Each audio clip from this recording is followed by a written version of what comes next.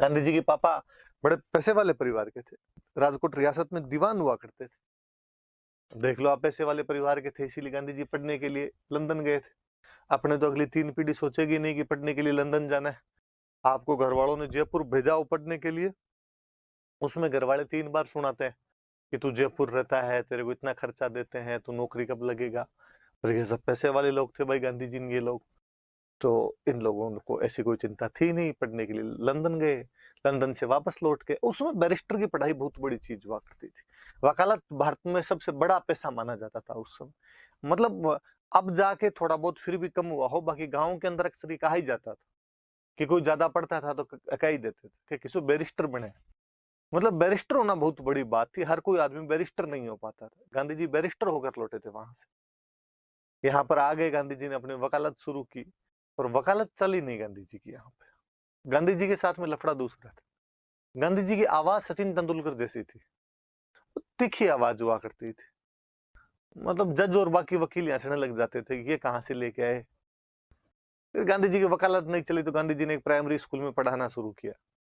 वहां बच्चों ने शिकायत कर दी कि इससे अच्छा तो मैडम ही ठीक है, बोलते तो मैडम की तरह है सर। कुछ दिन एक फैक्ट्री, मतलब एक बिजनेस करने की भी कोशिश की, उसमें भी असफल रहे। या तमाम चीजों में असफलता मिली। गांधी जी के पिताजी चूंकि एक बड़ी रियासत से जुड़े हुए थे, बड़े बड़े पदों पर कार्य कर चुके थे, तो बड़े बड़े कॉन्टेक्ट थे उनके। अफ्रीका में गुजराती व्यापारी रहा करते थे, अब्दुल्ला भाई। शिपिंग इंडस्ट्री के अंदर काम किया करते थे वहां पर। कई पीढ़ियों पहले वहां जाके बस गए थे, और उनका अच्छा खासा वहां पर बिजनेस था। अब्दुल्ला भाई के परिवार में आपस में वसीयत को लेकर लड़ाई चल रही थी। इसलिए अब्दुल्ला भाई का परिवार के जो लोग थे, उनको एक ऐसे वकील की आवश्यकता थी जिसको अंग्रेजी भी आती हो और गुजराती भी आती हो, क्योंकि वसीयत के जो कागज थे वो गुजराती भाषा के अंदर उनके मेंटेन किए हुए थे, जबकि अफ्रीका के जो कोड थे उनमें अंग्रेजी भाषा चलती थी, चूंकि वहां पर भी अंग्रेजों का राज था। इसलिए वहां वाले जज को गुजराती नहीं आ रही। इधर जो इंडियन जीते भी थे जिनको गुजराती आती थी, तो उनको अंग्रेजी नहीं आ रही। वो भारत आए अब्दुल्ला भाई, उनको लगा कि यार ऐसा कोई वकील मिल जाए, या ऐसा कोई लड़का मिल जाए जिसको अंग्रेजी और गुजराती आती हो, जो वहां ट्रांसलेट कर दे। करमचंद गांधी से मिले वो। करमचंद गांधी क्या मतलब, मोहनदास करमचंद गांधी जी से मिले। पता चला कि साहब गांधी जी न केवल बैरिस्टर है, बल्कि गुजराती और अंग्रेजी दोनों पर समान अधिकार रखते हैं। उनका यार तू मेरे साथ चल ले, और वहां जाके हमारा ये मुकदमा लड़ ले। गांधी जी इधर निकम्मे ही बैठे थे, फ्री बैठे थे। गांधी जी ने कहा पक्का, आप कहोगे तब चल लेंगे। गांधी जी वहां पर चले गए। ये बात गांधी जी भी जानते थे कि वहां यदि जज के सामने चले गए तो जज वापस अपने तो हंसने लग जाएगा। इसलिए गांधी जी ने कोर्ट के बाहर ही उनका मुकदमा सुलझा दिया था। और गांधी ने कहा क्या यार भाई भाई होके लड़ते हो आपस में, इधर लाओ वसीयत, मैं तुम्हारी अभी सोल्व कर देता हूँ। और गांधी जी ने उनका मामला जैसे तैसे करके निपटा दिया था। तो गांधी जी 1893 के अंदर अब्दुल्ला भाई का कानूनी मुकदमा लड़ने के लिए साउथ अफ्रीका गए थे। तो 1893 बड़ा अच्छा साल है। 1893 में गांधी जी भारत से अफ्रीका गए, स्वामी विवेकानंद भारत से शिकागो गए, एनी बिसेंट आयरलैंड से भारत आई, अरविंदो घोष भी इंग्लैंड से अपनी पढ़ाई करके इसी साल भारत आए थे। तो एनी बिसेंट और अरविंदो घोष तो बाहर से भारत में आए थे, गांधी जी और स्वामी विवेकानंद भारत से बाहर जा रहे थे। विवेकानंद शिकागो जा रहे थे, गांधी जी अफ्रीका जा रहे थे। अब गांधी जी की वहां दुकानदारी चल गई, गांधी जी वहीं रहने लग गए। छोटे मोटे गांधी जी को केस मिलने लग गए वहां पर। कोई कहे कि मेरा PWS बनवा दो, कोई कहे कि मेरा मूल निवास प्रमाण पत्र बनवा दो, किसी को कुछ ही बनवाना, किसी कुछ ही बनवाना। छोटे मोटे गांधी जी काम वहां पे मिल जाया करते थे, और गांधी जी वहां छोटे मोटे काम कर लिया करते। पैसे वाले परिवार से थे ही। फिर इंडियन कम्युनिटी के लोग खूब सारे रहते हैं, उनके वकील थे, तो गांधी जी की थोड़ी आमदनी भी ठीक ही थी। चूंकि इंग्लैंड पढ़ के आए हुए थे तो सुटेड बूटेड रहा करते थे हमेशा बहुत अच्छे से। इसलिए फर्स्ट क्लास से नीचे तो बापू चलता नहीं था यार, हमेशा फर्स्ट क्लास के अंदर यात्रा करते थे। और एक दिन ऐसे फर्स्ट क्लास में यात्रा कर रहे थे, प्रिटोरिया जा रहे थे गांधी जी। बीच के अंदर एक स्टेशन पड़ता है पीटर मार्चबर्ग, और वहां एक गोरे ने शिकायत की कि इतने खराब दिन आ गए हमारे अब, मतलब एक काला आदमी हमारे साथ बैठेगा। और गांधी जी को वहां डिब्बे से नीचे उतार दिया गया। ठंड की रात थी कोई,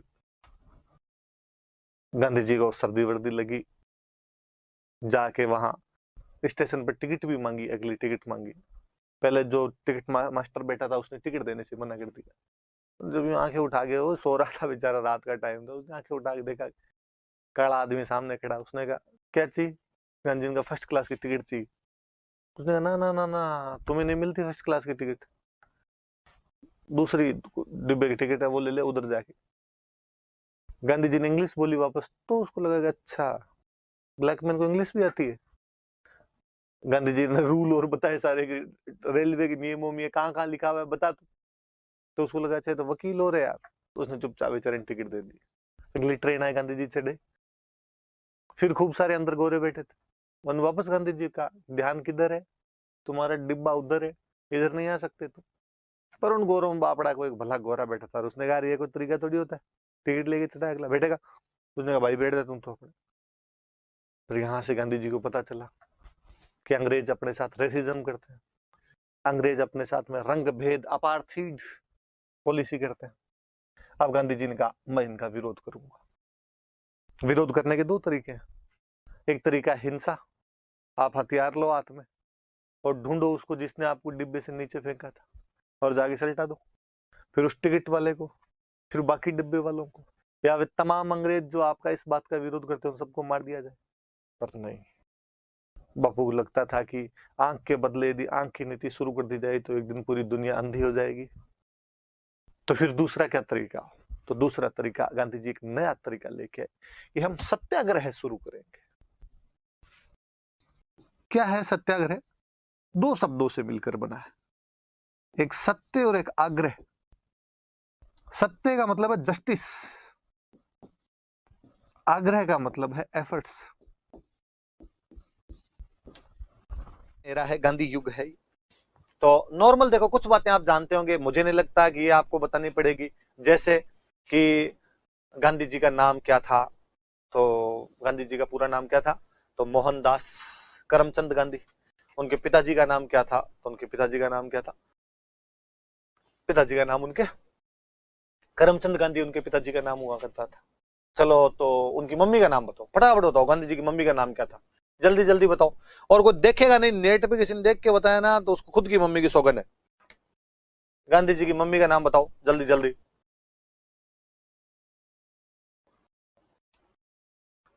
फटाफट बताओ, गांधी जी की मम्मी कौन थी?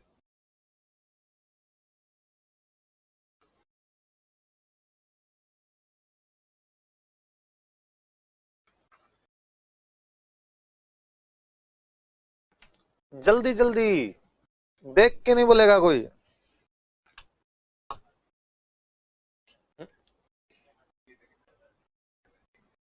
है?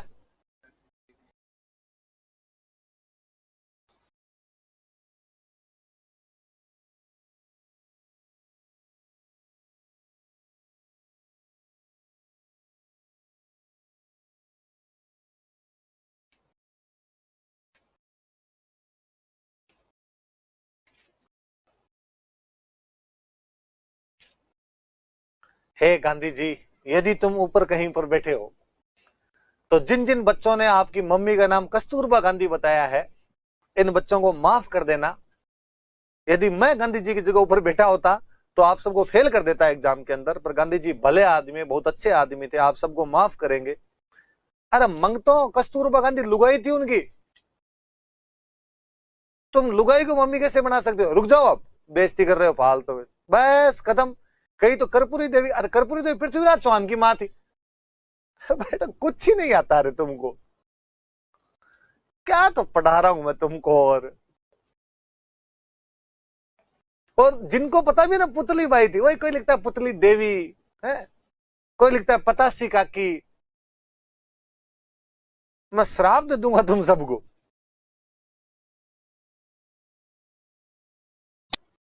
वाह वाह वाह वाह, घना इंटेलिजेंट होते। रुक जाओ अब, हाँ लिखवाई देता हूं फिर तो मैं। फालतू में कोई क्वेश्चन आ जाएगा, कभी इंटरव्यू में पूछ लेंगे कि महात्मा गांधी की मम्मी का नाम बताए रहा। कस्तूरबा गांधी थी। हो सकता है आपकी वाइफ, आपकी गर्लफ्रेंड आपको इतना तंग करती हो कि आपको लगता हो कि माँ की तरह यूं डिक्टेट करती है आपको। इसका मतलब ये थोड़ी है गांधी जी की लुगाई को गांधी जी की मम्मी बना दोगे आप। खुद के उद्गार आप प्रकट नहीं कर सकते इस प्रकार से कहीं भी। कोई लिख रहा है पुतली, जैसे पुतली तुम्हारे घर पड़ोसन है कि तुम सुबह शाम जाकर देखो पुतली थोड़ी चाय तो पकड़ाई दे, चीनी दे दे, हमें चाय बना रहे हैं हमारे। अरे थोड़ा सम्मानजनक नाम लिया है, पुतली भाई जी लिखे थे। तब गांधी जी का स्टेटमेंट है कि काश आज मेरे साथ सुभाष होता, क्या सुभाष होता तो ज्यादा अच्छे से इन मामलों को सुलझा पाते। बंगाल के मामलों की अच्छी जानकारी थी उसको, वो इन मामलों को ज्यादा अच्छे से हैंडल कर पाता था। तो चीजें हैं। और वो तो मुझे तो सबसे एक जोरदार किस्सा तो ये आता है हमेशा कि एक बार अहमदाबाद में कोई अधिवेशन था, कांग्रेस का एक अधिवेशन था अहमदाबाद में, गांधी जी वाले आश्रम में। गांधी जी का साबरमती आश्रम हुआ करता था, वहां कांग्रेस का कोई अधिवेशन था। सुभाष यंग थे बहुत उन दिनों में, सुभाष अधिवेशन में भाग लेने के लिए आए हुए थे। और सुभाष को चाय पीने की आदत थी। बापू इस मामले में क्रांतिकारी बंदा, बापू के नशे पत्ते से दूर रहो तो चाय भी नहीं पीनी। नहीं तो गांव में खोड़ले होते हैं ना, नहीं टाबरों चाय नहीं पियोगे, किसी को चाय नहीं पीने देते, खुद पी लेते हैं एक आधी। तो बापू तो हालांकि खुद भी नहीं पिया करते थे और बाकियों को भी नहीं पीने दिया करते थे। अरे ये गंभीर समस्या होती है।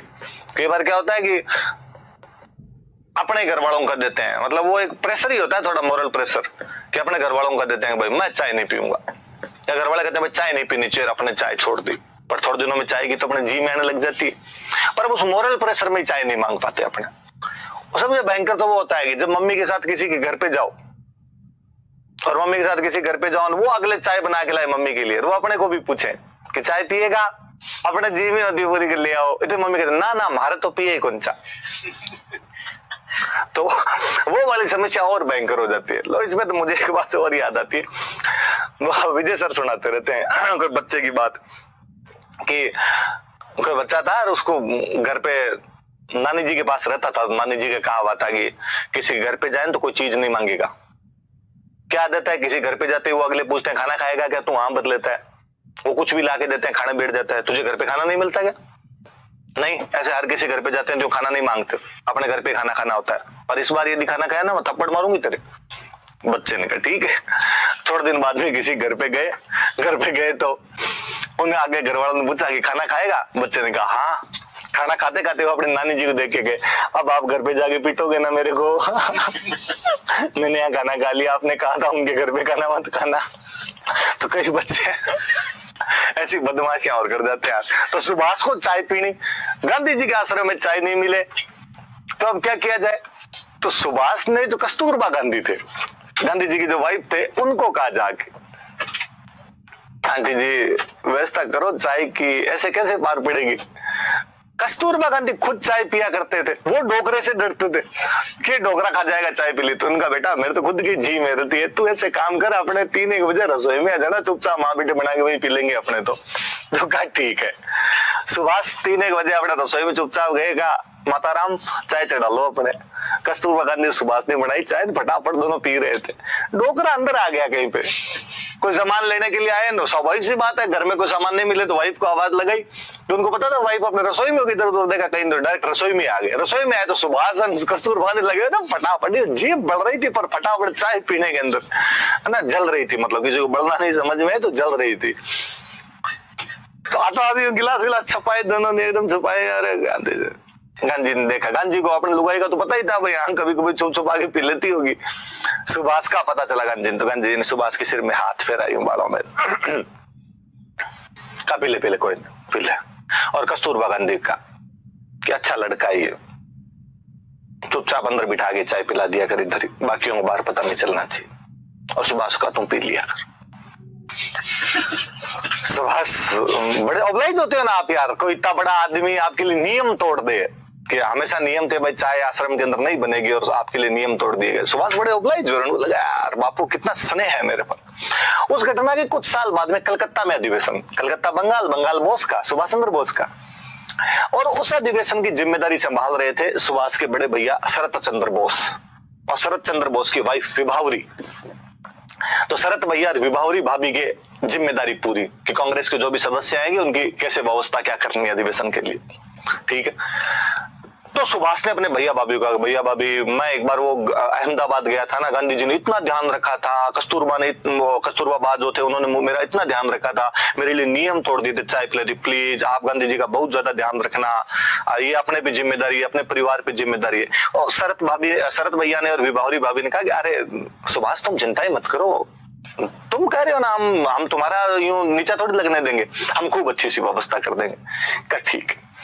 अब गांधी जी के अधिवेशन में जाने से पहले 2-3 दिन पहले उनके पीए वगैरह चले जाया करते, जो व्यवस्था देखते भाई गांधी जी के लिए सारी व्यवस्था हुई है कि नहीं हुई। तो महादेव देसाई गांधी जी के पीए हुआ करते थे। तो महादेव देसाई वहां पहुंच कर महादेव देसाई ने कहा, हाँ भाई बताओ बापू वाली व्यवस्था क्या है। तो शरत चंद्र बोस ने और विभावरी भाभी ने कहा कि अरे ये एक पूरी कुटिया अलग से बापू के लिए है, ये बापू की इधर चारपाई रख दी, ये वो तांबे के बर्तन में दूध वो पानी पीते हैं तो तांबे का बर्तन यहाँ पे रख दिया हमने, और ये बुक्स वगैरह वो जो पढ़ते हैं वो बुक्स रख दिया हमने, ये उनकी मेज लगा दी स्टडी, ये स्टडी टेबल पे लैंप भी रख दिया हमने, और ये डायरी रख दी है, ये वो कौन कौन से पेन यूज में लेते हैं वो पेन हमने यहाँ पर रख दिए, ये उनके लिए चप्पलें रख दी है, सब व्यवस्था एकदम दुरुस्त है, आप चिंता मत कीजिए। सुभाष ने हमें कहा है कि सब चीजों का ध्यान रखना है।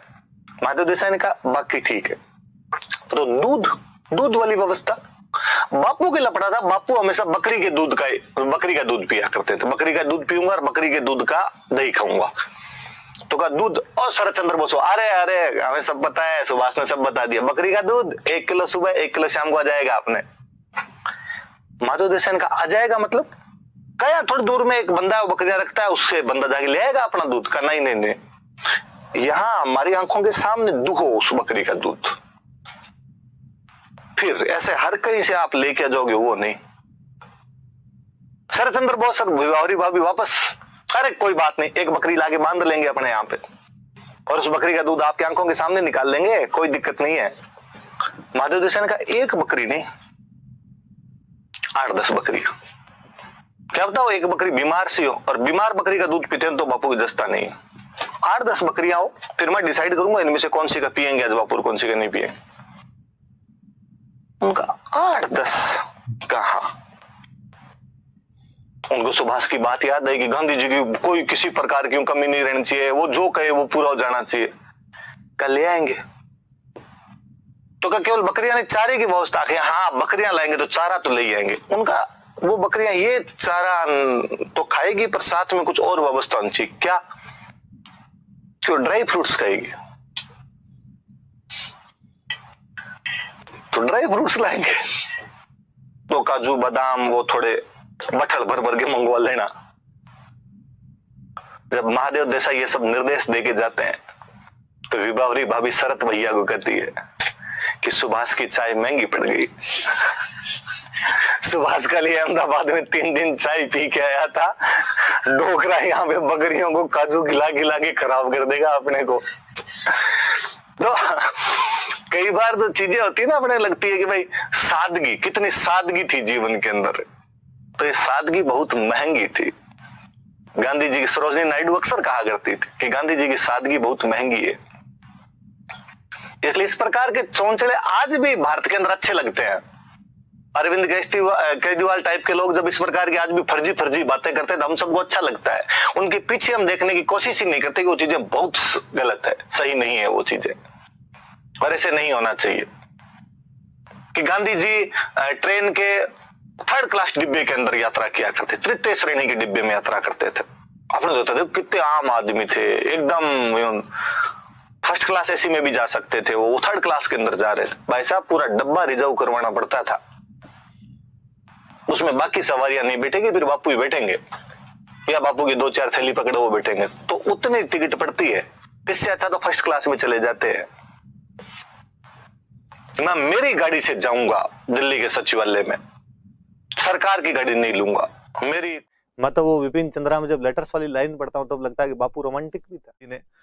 अंबेडकर ने गांधी जी का कि बापू मान लिया आपकी बात, आप मर रहे हो इसलिए मैं भूख हड़ताल तोड़वा रहा हूं आप, पर मुझे एक चीज बताओ, जिस हिंदू धर्म का आप बार बार नाम ले रहे हो क्या उसमें वाकई दलितों की स्थिति अच्छी है? खंजन कर नहीं। तो जब इतना भयंकर पक्षपात, छुआछूत, अनटचेबिलिटी, भेदभाव, डिस्क्रिमिनेशन हो रहा है और आप हमें नसीहत दे रहे हैं कि क्या करना चाहिए और क्या नहीं करना चाहिए। अंदर झांको बापू, अंदर इसके बाद बापू का पूरा जीवन हरिजन उत्थान के लिए लग गया था। हालांकि इससे पहले भी वो इसके लिए प्रयास कर रहे थे, पर अब वो पूरी तरीके से इस मामले में उतर गए थे।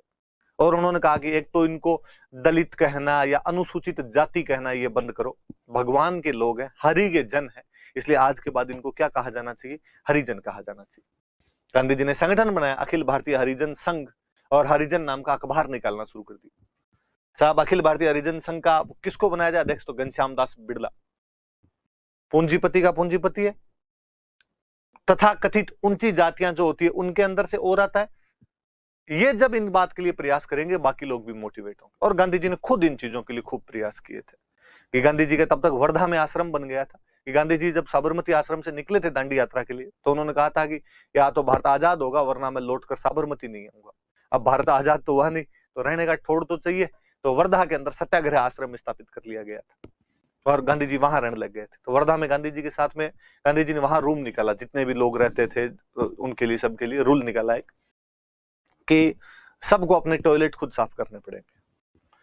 गांधी जी ने कहा भाई इन लोगों के साथ यदि भेदभाव होता है तो किस वजह से होता है, कि इनका जो काम है उसको हम तुच्छ नजर से देखते हैं, तो ये काम अपने करो। स्वावलंबन नाम की भी कोई चीज होती है, इसलिए सब लोग अपने टॉयलेट साफ करेंगे। कहते हैं शुरुआत में घनश्याम दास बिड़ला ने मना किया कि बापू यार बी प्रैक्टिकल, अब ये कोई काम थोड़ी है। गांधी जी ने कहा अच्छा बिड़ला जी अपना टॉयलेट साफ नहीं करेंगे तो मैं बिड़ला जी का टॉयलेट साफ कर दूंगा। एक दो दिन किया तो बिड़ला जी को अपने आप में एहसास हुआ कि यार गलत कर रहे हैं। उसके बाद तमाम लोग एक दूसरे की देखा देखी वो तमाम काम करने लग गए थे जो काम निषिद्ध माने जाते थे। तो गांधी वास्तव में अपने आप को डुबो तो दिया करते थे। उन दिनों में अपने सिद्धांतों पर अडिग रहने वाला वो व्यक्ति वाकई महान था, जिसने कहा कि अहिंसा का प्रयोग किया जाएगा तो उस पर अडिग रहे, जो छुआछूत वाले आंदोलन के अंदर उतरे तो उस पर अडिग रहे। अपने राजस्थान में भी ये मूवमेंट चला था और राजस्थान में इसकी जिम्मेदारी दी गई थी हरविलास सारदा। हरविलास सारदा का नाम तो याद होगा, वही हरविलास सारदा जिनके नाम पर 1929 में बाल विवाह रोकने के लिए सारदा एक्ट बनाया गया था। हरविलास सारदा अपने अजमेर के आर्य समाज के नेता थे, दो भाई थे, चांदकरण सारदा और हरविलास सारदा। राजस्थान में अपनी जिम्मेदारी उन हरविलास सारदा को दी गई थी कि आप संभालिए। ये भाई गांधी जी वाले प्रयास याद रखना। और कहते हैं कि जब बड़ा विरोध हुआ था उस टाइम, जब गांधी जी ये हरिजनों के उत्थान के लिए कर रहे थे, तो जो भी ऊंची जातियों के लोग थे उन्होंने विरोध किया। सो कॉल्ड जो अपर कास्ट के लोग थे उनका ये क्या तरीका है। उल्टा कई लोग तो सरकार के पास गए कि यदि आप गांधी जी का समर्थन नहीं करोगे तो हम आपके समर्थन में आ जाएंगे। तो गांधी जी बार बार कह रहे हैं ऐसे बिल लाए जाए, ऐसे रूल बनाए जाए, तो ये रूल वूल कोई पारित नहीं होना चाहिए, हम तो आपकी तरफ आ जाएंगे, चिंता ही मत करना। गांधी जी पे तो बम फेंक दिया गया था एक बार। गांधी जी ने उसमें 7 वॉलंटियर थे और वो उसके अंदर घायल हो गए थे। पर बापू इन चीजों पे अडिग रहा, उसने कहा नहीं, एक बार जब मैं कमिटमेंट कर लेता हूं उसके बाद तो मैं खुद की भी नहीं सुनता। और गांधी जी इन चीजों के लिए अपने, जब उनके समर्थक भी उनके खिलाफ होने लगे तो गांधी जी 2 बार भूख हड़ताल पर बैठ जाते हैं। 1933 में भूख हड़ताल पर बैठ गए थे। और कहते हैं जब पहली बार तो जब मई के आसपास में भूख हड़ताल पर बैठे थे तो गांधी जी बीमार और चल रहे थे उन दिनों, और बीमारी की स्थिति में भी भूख हड़ताल पे बैठ गए। और मई का महीना, वैसे भी गर्मी पड़े भयंकर, तो गांधी जी की पत्नी तक ने विरोध किया, कस्तूरबा जो थी उन्होंने विरोध किया। उन्होंने लेटर लिखवाया, मीराबेन जो थे, मीराबेन से लेटर लिखवाया कि बापू कहो कि ऐसे भूख हड़ताल पर नहीं बैठे। और उन्होंने कहा कि वैसे तो हमें पता है आप जिद्दी आदमी हो, नहीं मानोगे, लेकिन फिर भी थोड़ी बहुत यदि बात मेरी मानते हो, मैं लुगाई हूं, धर्म पत्नी हूं आपकी, तो अब भूख हड़ताल नहीं करनी चाहिए, आपका स्वास्थ्य बहुत खराब है। गांधी जी वापस रिप्लाई करते हैं, मीराबेन को लिखते हैं कि तुम्हारी बा को कहना, कस्तूरबा, तुम्हारी बा को कहना कि उसके पिता ने उसका हाथ एक ऐसे व्यक्ति के हाथ में दे दिया है जो इन मामलों में जिद्दी है। बा को यह भी कहना कि तुम्हारे अलावा दूसरी शायद ही कोई लड़की मेरे साथ टिक पाती है, इसलिए इस फैसले में भी मेरा साथ दिया जाए। मैं तो वो विपिन चंद्रा में जब लेटर्स वाली लाइन पढ़ता हूं तब लगता है कि बापू रोमांटिक भी था। मतलब कस्तूरबा के प्रति यूं प्यार प्रकट भी कर रहे हैं बापू इस मामले में कि केवल तुम ही हो जो ये साथ निभा सकती हो, वरना दूसरी तो क्या पता साथ निभाती कि नहीं निभाती।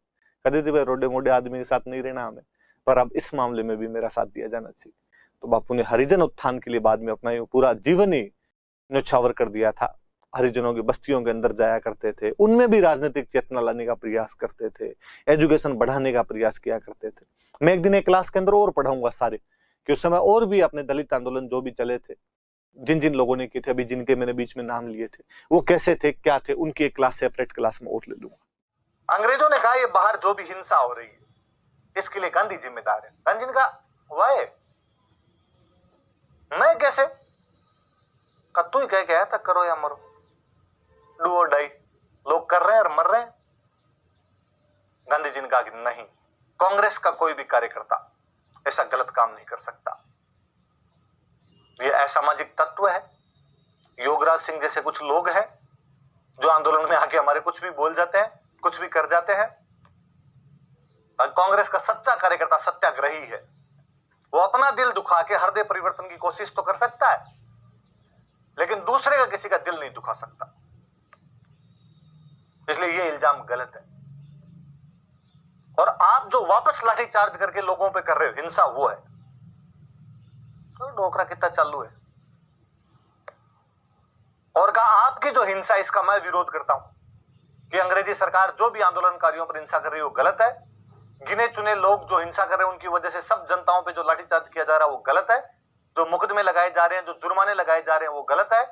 मैं इसका विरोध करता हूं और विरोध का मेरा तरीका कि मैं भूख हड़ताल करूंगा। गांधी जी का ऐसा मानना था कि यदि आप खुद को नुकसान पहुंचाते हो, खुद को दुख पहुंचाते हो, तो आपका जो प्रतिपक्षी होता है, आपका जो ओपोनेंट है, उसका दिल पिघल जाएगा और वो आपकी बातें मान लेगा। तो गांधी जी ने कहा मैं 21 दिन की भूख हड़ताल करूंगा। गांधी जी के जो साथ वाले थे, पीए हुए गांधी जी के साथ में वहां रहते थे, उनका बापू थोड़ा ज्यादा नहीं हो गया? 21 ज्यादा होते हैं। पहले तो अपने 2-4 दिन 5-7 दिन की हुई आज तक तो गांधी का नहीं, एक बार कह दिया तो कह दिया। 21 दिन की भूख हड़ताल की जाएगी। करो साहब। गांधी जी 21 दिन की भूख हड़ताल पर बैठ गए। 1943 की बातें हैं ये, फरवरी के आसपास की, 10 फरवरी के आसपास। पहले ये बताता हूं, फिर अगली वाली बात बताते हूं। पहले जब भी गांधी जी भूख हड़ताल करते तो अगले वाला पक्ष भूख हड़ताल तोड़वाने के लिए आ जाता है। अहमदाबाद में मिल मजदूरों के पक्ष में की तो अंबालाल साराभाई आ गया भूख हड़ताल तोड़वाने के लिए। सांप्रदायिक पंचायत के खिलाफ की तो बाबा साहेब भीमराव अंबेडकर आ गए। और कभी भी कोई छोटी मोटी की तो अंग्रेजों ने तोड़वा दी कभी। इस बार उधर विंस्टन चर्चिल था, ब्रिटेन का एक अलबेला प्रधानमंत्री। उसने कहा नहीं तोड़वाने, लोग उनका मर जाएगा। उसने कहा वेरी गुड, यही तो चाहते हैं। डोकरे के चक्कर में 20-22 साल से एक समझौता लागू नहीं होता, सब में आगे आगे अड़ जाता है। ये भी नहीं लागू होने दूंगा। इतना चिड़चिड़ा और अड़ियल आदमी मैंने आज दिन तक नहीं देखा। वो विलिंगटन सही कहता था कि गांधी नहीं होता तो दुनिया कितनी खूबसूरत होती। अव्यवहारिक आदर्शवादी टाइप का आदमी, समझता नहीं है कुछ भी। मरने दो इस बार तो, हमें नहीं तोड़वानी भूख हड़ताल। बापू की हालत खराब। 5 दिन 7 दिन 8 दिन बापू डेली अपने आसपास में जो भी आनिए बानिए महादेव देसाई जो रहा करते थे उनको कहे कि जाओ नीचे देख के आओ क्या बात चल रही है, कोई जूस वूस ला रह गया। वो आया ना, दूसरे दिन ना, 10 दिन बीत गए। बापू की हालत खराब। आज प्राण पखेरु उड़े, कल प्राण पखेरु उड़े। देश में जगह जगह उपवास और हड़ताल की जा रही, अंग्रेजों पे दबाव डाला जा रहा कि भूख हड़ताल तोड़ो, और अंग्रेज अड़े हुए इस बार। उनका हम तो डूबेंगे सनम, तुमको भी ले डूबेंगे। 11वें दिन गांधी जी का जो भी चमचा कोई नीचे गया देखने के लिए, वापस आतो भाग के आए। बापू बापू आज कुछ नया है। बता बता क्या है? जोश है गांधी जी में, भूखी हड्डियों में थोड़ा यूं जोर है। बता क्या है? नीचे हम लकड़ियां इकट्ठी कर रहे हैं। क्यों? अंतिम संस्कार के लिए आपके। जिनका तो इसमें राज्य होने कहां हो सकता है? अरे बाबू चंदन की लकड़ियां यार, वो कह रहे हैं देश के राष्ट्रपिता जाएंगे तो कम से कम चंदन की लकड़ियों में तो जाए। जिनका दिमाग खराब थप्पड़। उसने कहा एक एक बात और है सुनो। अंजिन का हाँ, कि वो कह रहे थे कि आधे दिन की छुट्टी करेंगे पूरे भारत में। इतना रेस्पेक्ट बापू यार, इतना रेस्पेक्ट मुझे मिलता तो मैं आज मर जाऊं। गांधी ने कहा तू भाग के जा, फटाफट 2 गिलास जूस ला। उसने कहा तुड़वाएगा कौन? उस गांधी ने कहा तुम पीए मेरा है कि अंग्रेजों का है? उसने कहा बापू आपका ला फटाफट ला। वो बेचारा जूस लाया, गांधी ने फटाफट सल्टाए दोनों। का रोटियां बनवा लेना आज।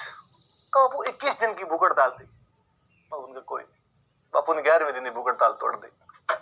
हमारे विपिन चंद्रा जैसे जो इतिहासकार जो कांग्रेस का गुणगान करते हैं, हर गांधी चालीसा लिखते हैं, वो अपनी बुक के अंदर लिखते हैं। और गांधी जी ने एक बार फिर अंग्रेजों को चकमा दिया। बापू जिंदा रहे, वो हमारे लिए जिंदा रहे, वो देश की आजादी के लिए जिंदा रहे, वो अंग्रेजों की खिलाफत करने के लिए जिंदा रहे। उस आदमी की रणनीति को अंग्रेज एक बार फिर समझ नहीं पाए थे। अंग्रेजी सरकार पूरी तरीके से उनके चकमे में फंस कर रह गई थी। तब समझ में आएगा, अच्छा चकमा देना इसको कहते हैं, चकमा ऐसे दिया जाता है। तो आप भी बच्चों याद रखना, आप भी किसी को चकमा दो तो इसे चकमा दे देना। हालांकि इस समय पूरे देश में गांधी जी के पक्ष में माहौल खूब बना था। इवन गवर्नर जनरल की कार्यकारी परिषद के मेंबर्स जो थे, उन्होंने भी इस्तीफे दे दिए थे कि कोई आदमी ये नहीं चाहता था कि कल को कोई कह दे कि डोकरे की मौत के तुम सहभागी हो। गवर्नर जनरल को जितना कहना था कह दिया कि हटा यार हटा, भूख हड़ताल तोड़वा तू। वो नहीं माना तो उनका भाई हमारे इस्तीफे। कल को लोग कहेंगे तुम सरकार में थे यार और तुमने ये गांधी जी को मरवा दिया। MS अणी नाम करके एक बंदा हुआ करता था, MS एनी भी लिखते हैं, अणी भी लिखते हैं। एक NR सरकार हुआ करते थे और मोदी जी यत्र तत्र सर्वत्र रहे हैं। एक HP मोदी हुआ करते थे। याद रखना भाई कि गांधी जी जब भूख हड़ताल पर बैठे थे और अंग्रेज नहीं तुड़वा रहे थे तो उनके पक्ष में गवर्नर जनरल की कार्यकारी परिषद के कौन से सदस्यों ने इस्तीफे दिए थे? तो MS एनी, NR सरकार और HP मोदी वे सदस्य थे जिन्होंने पक्ष में इस्तीफे दे दिए थे। गांधी भूख हड़ताल तोड़ लेते हैं अपने। इस पूरे बहिष्कार आंदोलन, इस पूरे गांधी जी के नॉन कॉपरेशन मूवमेंट में सबसे अधिक किसी चीज का बहिष्कार लोकप्रिय हुआ तो विदेशी कपड़ों का। विदेशी कपड़ों का जो बहिष्कार था वो बहुत ज्यादा लोकप्रिय हुआ। मतलब प्रभुदास गांधी जो गांधी जी के सहयोगी हुआ करते थे, वो बताते हैं कि गांधी जी ट्रेन से पूरे भारत की यात्रा कर रहे थे। उस समय गांधी जी जहां जाते वहां पर लोग इकट्ठे हुआ करते थे और गांधी जी उनको कहते कि हमें सरकारी सामान नहीं खरीदना है।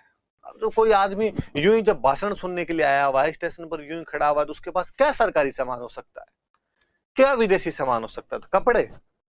गांधी जी कहते हैं कि हमें विदेशी कपड़ों की होली जलानी है। पर गांधी जानते थे कि उस भारत में जहां पर कपड़े 2 ही जोड़ी होते हैं, यदि एक जला दिए तो दूसरे दिन पहनने की कपड़े कहां से आएंगे। इसलिए गांधी जी प्रतीकात्मक रूप से, सिंबॉलिक रूप से कहते एक कुछ भी, गमछा, तौलिया, रुमाल, बनियान, कुछ ना कुछ जला दो। और लोग सिंबॉलिक रूप से, हर किसी के पास में कोई रुमाल, तौलिया जरूर होता जो विदेशी मील के अंदर बना हुआ होता, और लोग वहां स्टेशन पर उनकी होली जलाते। अगले दिन अखबार में जब दूसरे लोग ये सुनते कि गांधी जी इन स्टेशनों से गुजरे और विदेशी कपड़ों की होली जलाएगी, लोगों में उत्साह और आता। वो चाहते कि वो और कपड़ों की होली जलाते। एक किसी कॉलेज में जब गांधी जी ये बोल रहे थे कि हमें विदेशी कपड़ों का बहिष्कार करना है, तो कोई स्टूडेंट खड़ा और उसने पूछा तो दिन बापू पहनेंगे क्या? बापू ने कहा खादी, हम स्वदेशी कपड़े पहनेंगे, खादी के बने कपड़े पहनेंगे। उसने कहा बापू आप बहुत बड़े वकील हो, आपके पापा बहुत बड़ी रियासत के दीवान थे, इसलिए बातें आती है खादी पहनने की, महंगी आती है।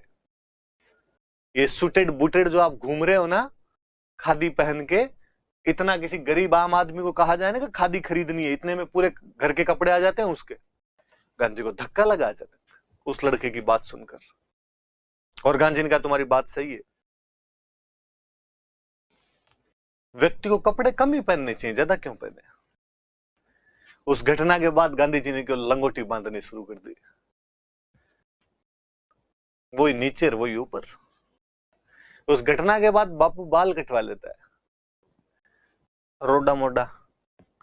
गांधी को लगा कि यार जनता से जुड़ने का तरीका यह भी हो कि आप वैसे लगो जैसी जनता है। जो जनता सुनने आती है, जब उसके पास पहनने के पूरे कपड़े नहीं, तो फिर अपने ये पूरे कपड़े पहन के क्यों किया जाए। और गांधी जी ने उसके बाद वो जो कोट पैंट पहना करते थे, आप पहले गांधी जी की फोटो देखो, क्या लौंडा लगता है यार, शानदार बंदा लगता है, सुटेड बुटेड। हेयर स्टाइल इतनी शानदार। पर गांधी को लगता है यार फिर यूं भाषण देते देते बीच में बाड़ों में हाथ चला जाता है। भारत में जनता, फिर गांव की जनता अपने और तैयार गो हो हीरो बने।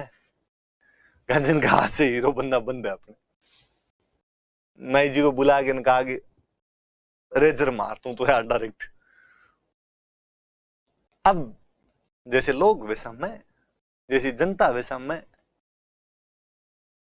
उन तमाम नेताओं में जो बाकी नेता सूट बूट पहन के रखते, कोट पैंट पहन के रखते, गुलाब के फूल को जो जेब में टांगा करते थे, दिन में 3 बार बदल दिया करते, सिगार सिगरेट पीते, 3 अलग अलग रंग के पेन रखते, अंग्रेजी में बोलते, उनकी अपेक्षा एक ऐसा आदमी जो एक लंगोटी बांधता है, लाठी रखता है, सिर पर बाल नहीं है, उस भाषा में बोलता है जिसमें आप समझना चाहते हो। आप खुद सोचिए कि नेता के रूप में लोकप्रिय कौन होगा। गांधी। गांधी की लोकप्रियता का रसायन यहां है। अन्य नेता क्यों लोकप्रिय नहीं हुए, गांधी क्यों हो गए, वो सब बातें यहां पर आके जुड़ती है। गांधी में साम दाम दंड भेद तमाम चीजें थी। तब लगता है कि यार गांधी, सरदार पटेल, ये मोदी शाह, ये देश की नब्ज को क्यों पकड़ लेते हैं।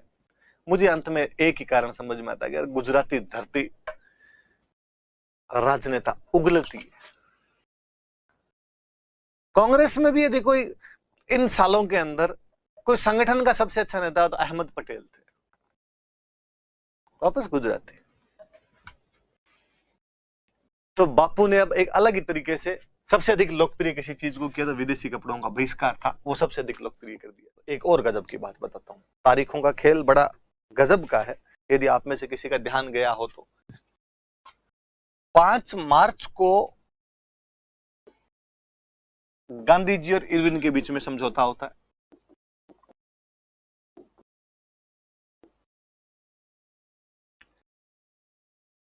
29 मार्च को कराची में अधिवेशन हो रहा है। पर इन बिटवीन एक घटना और हो रही है। 23 मार्च को भगत सिंह को फांसी लग रही है। भगत सिंह, राजगुरु और सुखदेव वाली जो फांसी है वो 23 मार्च की है। इसलिए अक्सर यह कहा जाता है कि गांधी जी जब 5 मार्च को इरविन से बातचीत कर रहे थे तो उन्होंने भगत सिंह की फांसी रुकवाने की बातचीत क्यों नहीं की। कांग्रेस का अधिवेशन भगत सिंह की फांसी की ठीक 6 दिन बाद में हो रहा था। एक तो गांधी जी पे बहुत बुरा सा ब्लेम है हालांकि कि गांधी जी ने भगत सिंह की फांसी क्यों नहीं रुकवाई। बाकायदा पहली बात तो गांधी जी बात करते हैं। गांधी जी इरविन को कहते हैं कि इन युवाओं के बारे में आपको पुनर्विचार करना चाहिए, इन युवाओं पर आपको दया दिखानी चाहिए, गलती कर दी इन्होंने, आगे से ध्यान रखेंगे। इस टाइप की जो भी बात होती है गांधी जी अपनी पूरी बात रखते हैं भगत सिंह के लिए। इरविन साफ साफ मना कर देता है। इरविन ने कहा कि इन्होंने हत्या की है, मर्डरर है, और हत्या के आरोपी को छोड़ा नहीं जा सकता।